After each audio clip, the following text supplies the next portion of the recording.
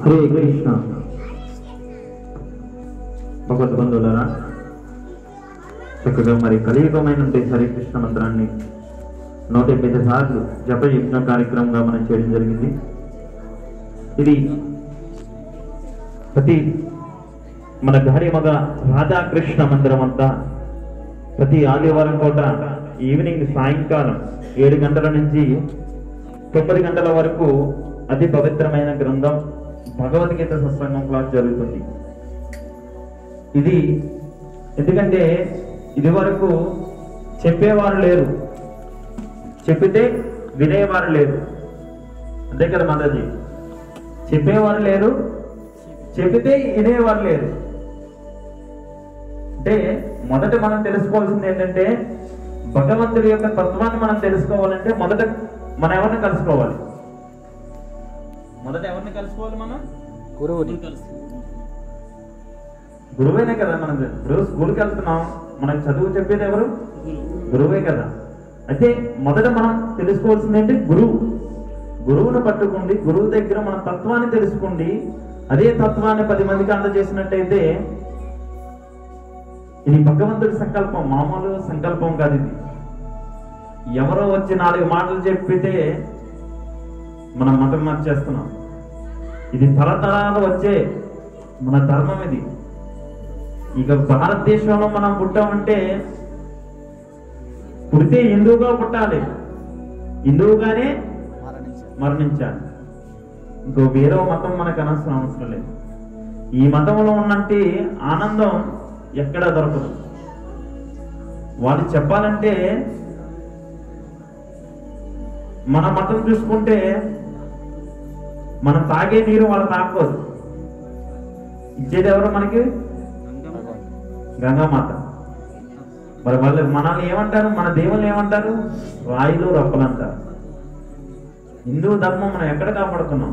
మనం ధర్మం కాపాడాలంటే ఇలాంటి సత్సంగాలు మనం జరుపుకుంటేనే మన ధర్మాన్ని మనం కాపాడుకోగలం. లేదంటే మనం కొట్టేస్తారు, మన ధర్మాన్ని లాక్కేస్తారు.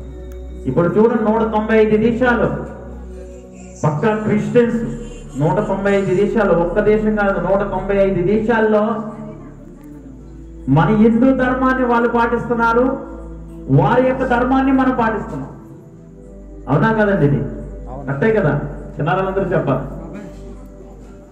ఎన్ని దేశాలు? 1-2 దేశాలు కాదు, 195 దేశాలలో మన ధర్మాన్ని పాటిస్తున్నారు వాళ్ళు.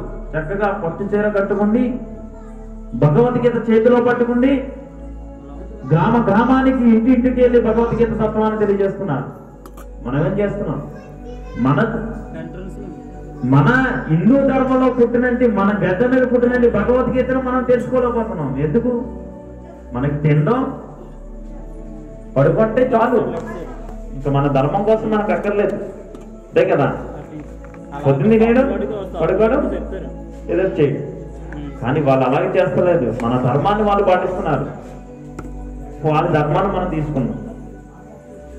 చూడండి మరి ఎంత మార్పు వచ్చిందో. 1-2 దేశాలు కాదు, మొత్తం అంతా కూడా క్రైస్తవులే. ఈరోజు ఈ యొక్క భగవద్గీత కోసం తత్వాన్ని తెలుసుకోండి, భగవంతుడి యొక్క మార్గాన్ని తెలుసుకోండి. ఈరోజు చూడండి, మీరే చూడండి, వాట్సాప్లో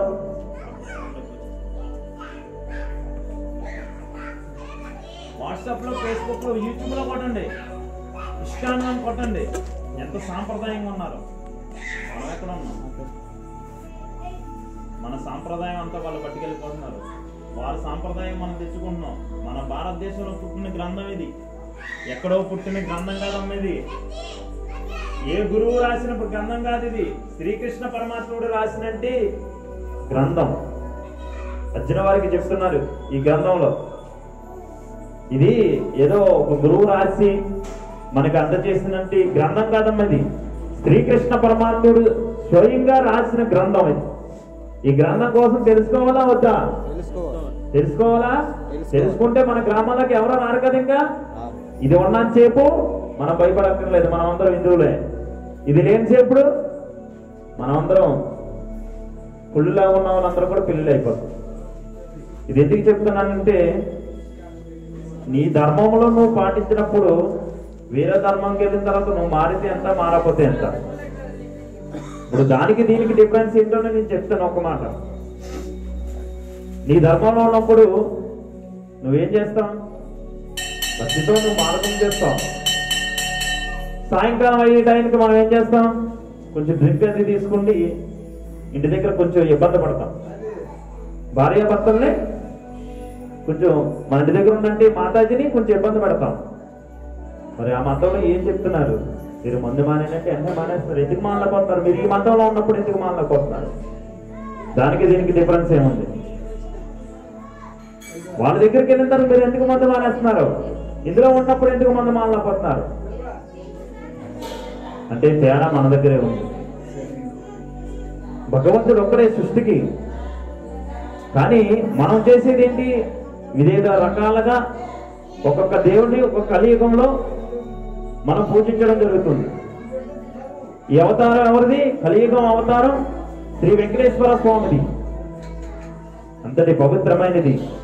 దయించి ప్రతి ఒక్కరు కూడా ధర్మం కోసం చెప్పండి, ధర్మాన్ని తెలియచేయండి. మన యొక్క ధర్మంలో మనం నడండి. వేరేది మనకు అక్కర్లేదు. ప్రతి విందుగా పడదాం, మరణించినప్పుడు కూడా విందుగా మరణిస్తాం. ఈ మధ్యలో మనకి ఏ వద్దు. భగవంతుడు నీకు ఇచ్చినట్టి అనుగ్రహం, నువ్వు చేసుకున్నట్టి పాప పుణ్యాల బట్టే మన ఈ భూమి మీద మనం బతకాలి. అంతే తప్ప మన సొంతంగా మన చేతితో రాసుకుంటే అవుతుంది. భగవంతుడు పైన రాశాడు, నీకున్నదాన్ని నేను కాపాడగలను, లేని దాన్ని నేను తెచ్చేయలేను. అంతే కదా, నీకున్నదాన్ని నేను కాపాడగలను. శ్రీకృష్ణ పరమాత్ముడు హామీ ఇస్తున్నాడు, మీ దగ్గర ఉన్నదాన్ని నేను కాపాడగలను, కానీ మీ దగ్గర లేనిది నేను తెచ్చేయలేను. అది ఎవరు తెచ్చుకోవాలి? మనం తెచ్చుకోవాలి. అవునా కదా? 84 లక్షల జీవరాశిలో అతి పవిత్రమైన జీవి ఏదంటే ఒక మానవ జీవే. కణా జీవులకు మాట్లాడడానికి ఉందా? వినడానికి ఉందా? చెప్పడానికి ఉందా? లేదు. ఒక మానవ జీవితానికే ఉంది. అది కూడా ఈ జన్మలో మనం వృధా చేసుకుంటే మళ్ళీ జన్మ అంటూ ఉంటుందో లేదు. తర్వాత ఉన్న జన్మలోనే భగవంతుడి యొక్క తత్వాన్ని మనం తెలుసుకోవాలి. మొదట మనం చేయాల్సింది అంతే కదా ప్రభుజీ? అంతే కదా. ఇప్పుడు భగవంతుడి కోసం తెలుసుకోవాలి అని పొద్దు నుంచి కూర్చోక్కర్లేదు. మీ పనులు మాత్రం మానుకోకూడదు. మీ పనులు మీరు చేసుకుంటూ ఉదయం 10 నిమిషాలు, సాయంకాలం 10 నిమిషాలు భగవంతుడికి కేటాయించండి. అది ఇప్పుడు మనం చేసినట్టు భగవంతుడి యొక్క నామం. ఉదయం 10 నిమిషాలు, సాయంకాలం 10 నిమిషాలు. ఈ మధ్యలో మనం అంతా కూడా మన పనులు మనం చేసుకుంటూ మన జీవితం మనం చేసుకోవాలి. లేదు భగవంతుడి యొక్క తత్వాన్ని తెలుసుకోండి ఇంటికాడ కూర్చుంటే మన ఇల్లు ఆరిపోతుంది, మనల్ని బయటికి ఎంటేస్తారు. అవునా కదండి? అందుకే భగవంతుడు చెప్పేది ఏంటి? నీ పని నువ్వు చేసుకుంటూ భగవంతుడి యొక్క తత్వాన్ని నువ్వు చేస్తూ ఉండు. అక్కడే ఉన్నాడు భగవంతుడు చక్కగా. మరి భగవద్గీత. హరే కృష్ణ. చాలా చక్కగా అయితే వీరవ ప్రభుజీ హిందూ ధర్మం కోసం అద్భుతమైన ప్రవచనం ఇచ్చారు. మరి ఆంగ్లదేశంలో ఉన్నటువంటి ప్రతి ఒక్కరు కూడా మన సనాతన ధర్మాన్ని తెలుసుకుంటున్నారు. మనమందరం తెలుసుకోవాలి. హరే కృష్ణ, హరే రామ్. లైక్ చేయండి, షేర్ చేయండి. వైకుంఠం GDM యూట్యూబ్ ఛానల్ మీ అందరి కోసం ఆధ్యాత్మిక ప్రవచనాలు.